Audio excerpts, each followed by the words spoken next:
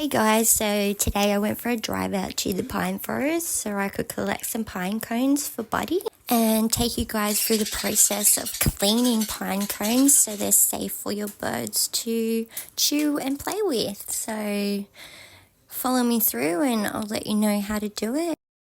And hope you guys enjoy the little drive through the pine forest with me today.